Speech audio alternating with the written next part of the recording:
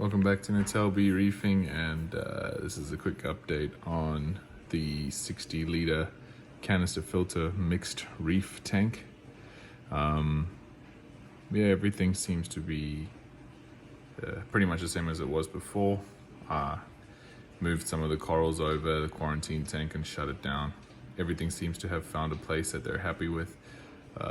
There's still the empty spaces there and somewhere there, but there is one new addition which I did not have in the last video because I couldn't resist it, and it is up here in the corner, and it is a long polyp leather coral back there.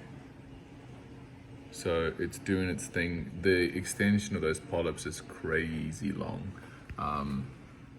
You can kind of see it next to the GSP and then these gonies up here. So my goal is for everything along here to have some level of movement. I don't know, just to make it like a wavy rock, I guess, for now anyway. And then, yeah, let's just do a quick walkthrough of the different corals.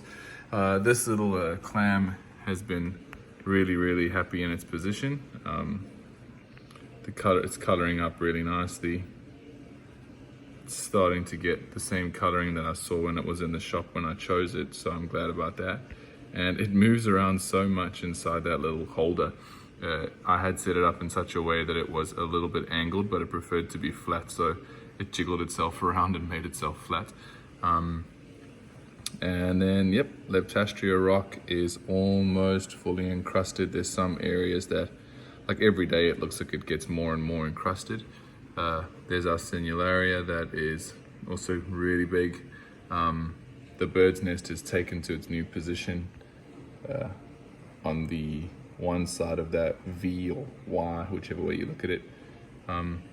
Very excited to see that the Island Red Devil is starting to have those new vertical bits popping off it, so it's not going to be long, I think.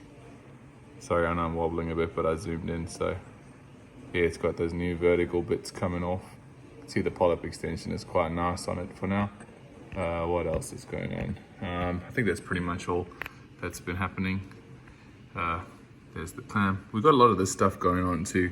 This is the same stuff I think that took out the tank the last time, but I'm not overreacting to it for now. I'm just having a look to see. It's that slimy snot stuff with the bubbles, so I'm pretty sure it is dinoflagellates.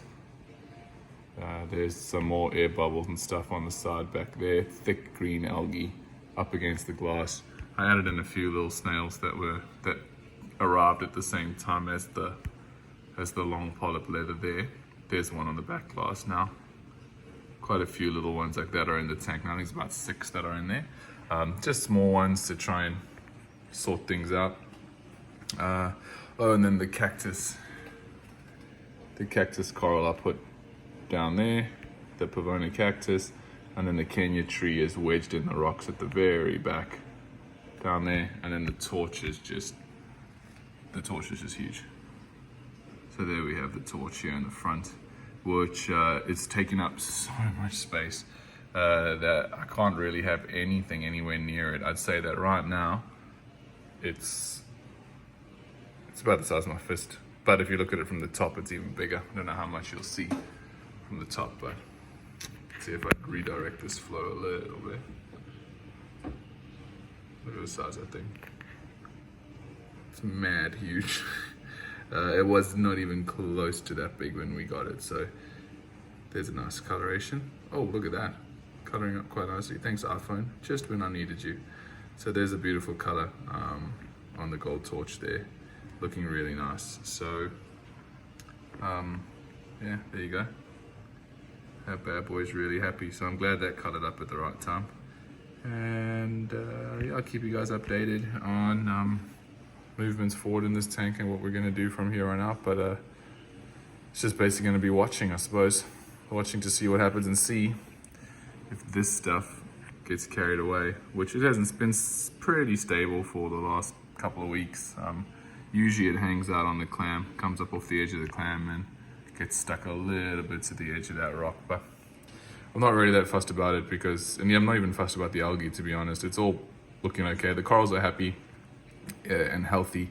The fish are eating, and I'm feeding probably a little bit too much maybe, so I could maybe cut back a bit on the feeding, but I think the corals are benefiting for now. So until I really start seeing an issue, I suppose I'll just keep doing what I'm doing. Thanks for watching.